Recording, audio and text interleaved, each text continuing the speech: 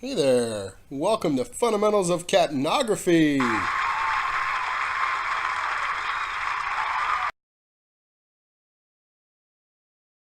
Thank you. Our goals today are to review some ways to measure end-tidal CO2 and discuss some clinical conditions where we would use capnography, focusing primarily on cardiac arrest and bronchospasm. On a side note, if you haven't watched the video on gas exchange, please pause this video and watch that one first. This will help you understand this video a lot better. So what is capnography? Capnography measures the amount of CO2 expired with each tidal breath, known as end-tidal CO2. To better understand this, let's define a few terms. A tidal breath is one normal breath. So when you inhale and exhale, that's one tidal breath. CO2 is the byproduct of cellular metabolism. Our cells take in oxygen and sugar, produce energy, and expel CO2. I like to think of CO2 as the poop of the cells. As we exhale CO2, we can measure how much of that CO2 is being expired and gain insight as to a particular patient's clinical status. Remember, like all tools, capnography doesn't replace clinical judgment. It provides objective data to support your clinical assessment. So like any vital sign, it's a piece of the full clinical picture that needs to be taken in context. Before we go further, I want to differentiate pulse oximetry from capnography. People may think they're similar, but they measure and tell us very different things. Pulse oximetry measures oxygenation, or how well the body's tissues are perfused with oxygen. Capnography measures ventilation, or how well the body is expelling CO2. Pulse oximetry can measure pulse rates, while capnography can measure respiratory rates. Pulse oximetry can be deceived by poor perfusion, nail polish, so forth. Capnography, though, is reliable in poor perfusion and can actually be a guide to determining a patient's perfusion status. The difference between these two are important. The primary driver of breathing isn't the body attempting to get oxygen in, it's the body's attempt to get CO2 out. So knowing someone has a pulse oximetry of 100% is useful, but it could also be deceiving. Because of the body's efficiency, a patient could stop breathing, but show a high SpO2 reading for several minutes. Capnography reacts much faster. Within seconds of a change to the patient's ventilatory status, the capnography will reflect that change. So another way to put it, pulse oximetry tells you what happened, capnography tells you what's happening.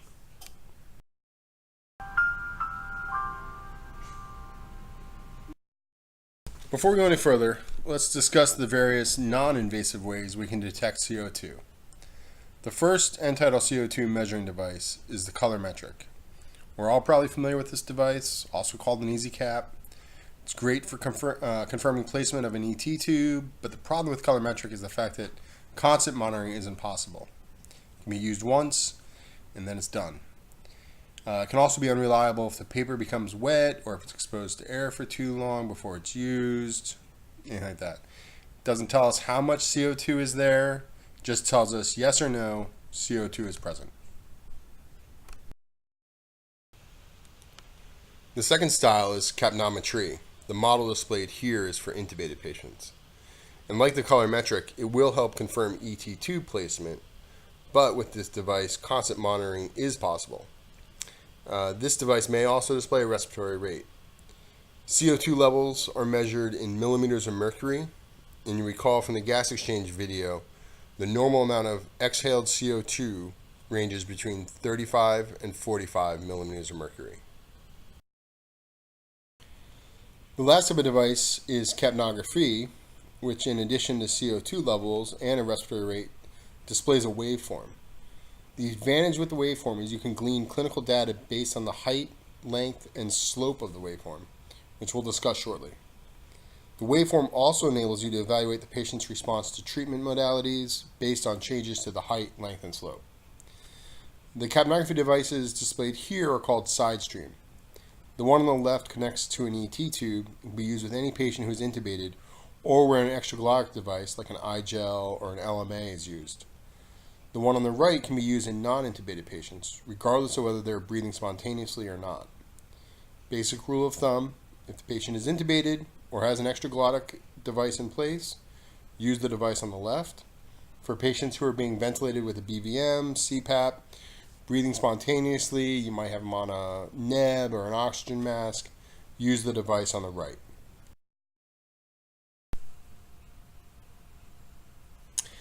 You might be asking, do I only want to use capnography to monitor a patient's ventilatory status? In short, the answer is no. There are a ton of indications to use capnography. Measuring a patient's CO2 production in the pre-hospital setting can tell you a great deal regarding your patient's clinical status. Capnography can help you measure states of shock, whether your treatment for said shock is effective. You can determine if a patient is hyperglycemic or in DKA. Capnography can also be used to titrate CO2 levels in head trauma patients displaying Cushing's triad. Obviously, there's too many to discuss right now, but there are two situations where the use of capnography should be mandatory. All intubated patients and all patients requiring CPR. We'll discuss why in a minute. Pop quiz hotshot. There's a bomb on your patient's bus, and now your patient is hyperventilating at a rate of 30 breaths per minute. Everything else is normal. Would their end-tidal CO2 level go up, or would it go down? That's right. It would drop below normal because they're exhaling CO2 faster than they can produce it. Now let's talk about the parts of the waveform. So there's two different ways that this is described to people. I've seen it described with letters A, B, C, D. I'm using phases. They're interchangeable. So phase one, though, is the patient is inhaling. Obviously, they're not exhaling, so the number should be zero. They shouldn't be detecting any CO2, right? Because you're inhaling air. As you begin to exhale, that's the beginning of phase two. You begin to exhale, and you see this dramatic increase in the amount of CO2 being detected, and then you hit what's called the expiratory plateau. So the end of phase three, that point right there, end expiration, that's where we measure the end-tidal CO2 reading. Right, so that's the maximum amount of CO2 being exhaled. As we begin to inhale again, that's phase four. You see a dramatic decrease in the CO2 reading, and then phase one repeats again.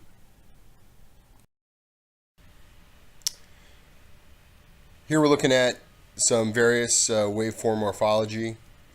The normal waveform up top, sometimes referred to as loaves of bread, and you can see all the phases pretty clearly displayed. The gradual rise, and then the plateau to the end expiration point, the sudden drop, and then phase one repeating again with inspiration. Down below are a whole bunch of abnormal waveforms. So they're all sort of important to understand. The one on the top left, the sudden loss of a waveform. So if this is an intubated patient, that sudden loss could be because the tube became obstructed or dislodged. If the patient had pulses, whether or not they're intubated, but if you have them on some sort of capnography and they had pulses and they suddenly lost pulses, that might contribute to the sudden loss of waveform. On the right there, upper right of the lower slide is bronchospasm, so that's your shark fin appearance. Again, that's we'll get into that a little more in a minute. But the rest of these are all sort of common waveforms to be familiar with. So take a second, pause the video, take a look at these for a minute, and then we'll review these a little more in depth in class. Something that is sort of overlooked with capnography, but given shaking and poor perfusion can make SpO2 readings unreliable. What's one condition that may make SpO2 readings difficult to obtain and unreliable, but which capnography is ideal in terms of measuring a patient's perfusion and ventilation status? So shaking is underlined, and we're talking about seizures. Again, with all these tools, you always want to assess your patient and manage your patient first. So if your patient's seizing, ideally you want to try to stop that seizure. And if you see color changes and they're turning blue, you want to try to manage that airway. So capnography is a good tool, but it doesn't take precedence over our BLS procedures that we need to be using on every patient. So let's talk about capnography use during CPR. And obviously this patient's not doing very well. Remember I said earlier, capnography should be used on every patient receiving CPR? And remember when they tell you in CPR class, compress the chest at least 2 inches, but no more than 2.4 inches? Ever wonder how to do that? Since we can't effectively measure how deep we're compressing the chest, a better way to figure out how effective our compressions are is by using capnography. So if normal end tidal CO2 is 40 and effective chest compressions provide 30% of normal cardiac output, what should the end tidal CO2 reading be? I know, boring. The answer is 12. 12 millimeters of mercury would be 30% of baseline. So if normal end tidal CO2 is 35, 10.5 millimeters of mercury would be 30% of baseline. So to make the math easy, let's just say 11. Aim for an end tidal CO2 of 11 millimeters of mercury or higher during CPR. If you can't do that, it could mean a few things. It could mean 1, your patient's hypothermic and has a low metabolic activity. It could mean 2, your patient has been down for an extended period of time and has no metabolic activity. Or 3, your compressions suck. Find somebody else. Seriously, change compressors. Now, the first 2 you can't really control, but they are important to know. If they're hypothermic, they may not be producing much CO2, so they'll need to be rewarmed before you can cease resuscitation for sure. If they've been down for an extended period of time, you're really limited. They're probably also asystolic. Here's a situation where end tidal CO2 readings can help you decide to cease further resuscitation and provide objective justification. I won't say it's impossible, but I am not aware of any cases of return of spontaneous circulation after 20 minutes of CPR on an intubated patient with an end tidal CO2 level below 10.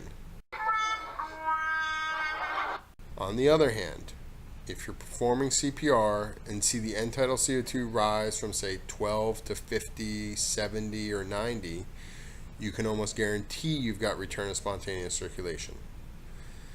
With return of spontaneous circulation, end tidal CO2 will rise suddenly and even before pulse or BP can be palpated.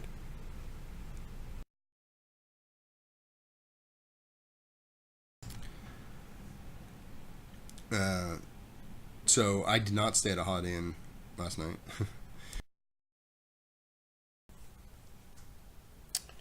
Okay, so talking about capnography in an intubated patient. A hospital I used to work at did a study, and using simulated patients, the paramedics would intubate the patient, and then the simulator would dislodge the tube. And 100% of the time, those paramedics that had capnography hooked up would recognize the fact that the tube had become dislodged and then manage the patient appropriately. On the other hand, when capnography wasn't used, paramedics missed the fact that the tube had become dislodged 23% of the time, resulting in a simulated patient death. So it needs to be gold standard and critical that capnography, mainstream capnography, is used on every patient, every intubated patient. There's just too many benefits for the patient to not use it. The other thing with it is after you intubate the patient, you should give 6 breaths to wash out any sort of false readings that might occur. So things that might cause false readings are like antacids, or if the patient just drank a carbonated soda and then dropped dead. Anything like that that might give you a false reading is important to. It's important to breathe at least 6 times, or ventilate the patient 6 times before you consider the results from the capnography to be accurate.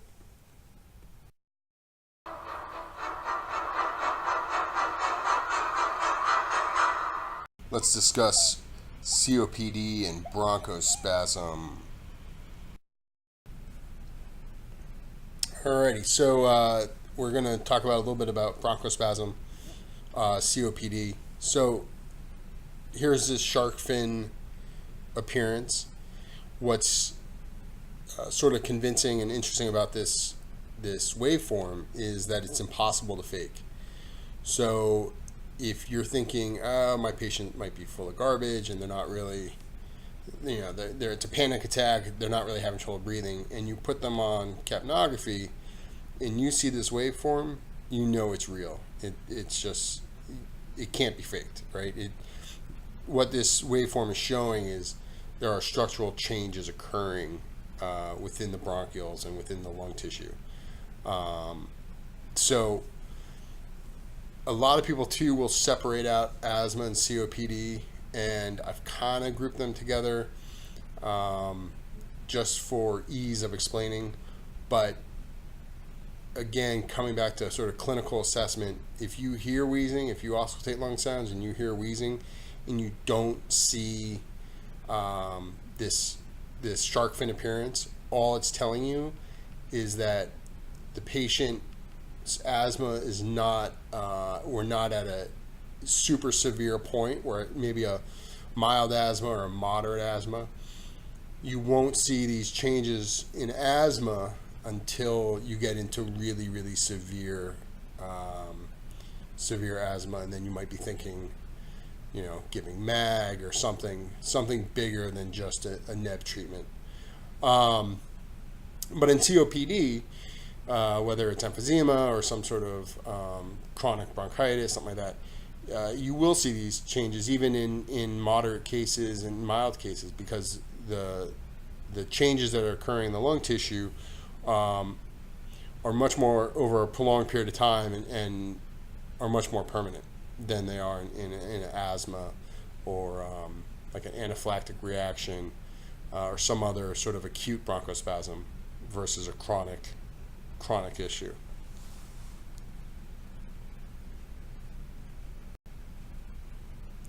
The other thing to keep in mind too is if you had a severe asthma and you saw this shark fin appearance and you treated the patient,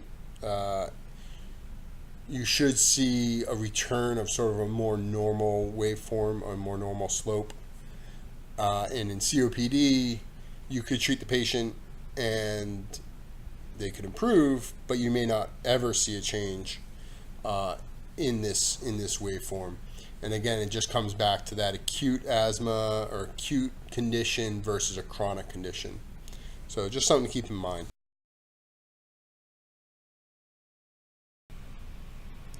Alrighty, so starting to wrap up here a little bit. The last topic I want to really touch on is anticipating respiratory arrest. It is really hard to find hard and fast numbers, and again, it's just sort of, patients are dynamic and they don't always conform to certain standards. But in general, some numbers have been put out to help us determine is somebody getting into trouble from a respiratory perspective. And the numbers here, 50 millimeters of mercury or greater is somebody considered to be in respiratory depression. This isn't everybody. You might have some chronic retainers who sit at 50, 55 millimeters of mercury, and that's their baseline, and they're happy as a clam. But if you take somebody who's otherwise normal, if you take some sort of athlete and they're in top shape and they're at 50 millimeters of mercury, something's going on. Again, once you get up to 70 millimeters mercury, you are considered to be in respiratory failure. If you hit 80 millimeters of mercury, you're at risk of going into complete respiratory arrest. So you need to use these numbers as a guide. We've gotten into what is capnography. Now we're getting into sort of higher level thinking, the planning stage, okay, and using capnography to anticipate patient conditions that are going to require interventions by us. So, if you have somebody who's otherwise normal and they're at 50 and their head's bobbing, well, get the BVM out, get your oral airway, get your nasal airways out. Start thinking about, all right, if I bag this patient and that's not successful, what's my next step? Do I have an eye gel available? If that doesn't work, what's my next step? Can I intubate? If they're still conscious and they can hold on to it, you can manage them with a CPAP. Should you try that first and try to prevent that respiratory failure? So again, not hard and fast numbers. We want to use these numbers in sort of an overall clinical picture of the patient, but they do give us some indication of when our patient is getting into trouble, and to start thinking about next steps and how we're going to manage that patient if they do start getting into sort of a respiratory arrest state. So to wrap up, today we've covered the benefits of using capnography to measure a patient's ventilatory status, but we've also learned that capnography can be used to monitor a patient's circulatory and metabolic status. I suggest using capnography often to become comfortable with what is normal. That way when you see abnormal, you'll recognize it that much faster. And finally, remember, capnography is a tool to improve care, but it doesn't replace care. Manage your patient's immediate life threats first, then use the capnography to dial in your treatment modalities. Thanks for watching. Looking forward to seeing you guys at Airway Day. Yep, almost done. This is a quick bibliography of sources used to produce this video. A big thank you to Dr. Melissa Langen from Yale University, who kindly reviewed this video to ensure accurate content. Looking forward to seeing you guys at Airway Day, where we'll take what we learned here and put it to practical use. See you then.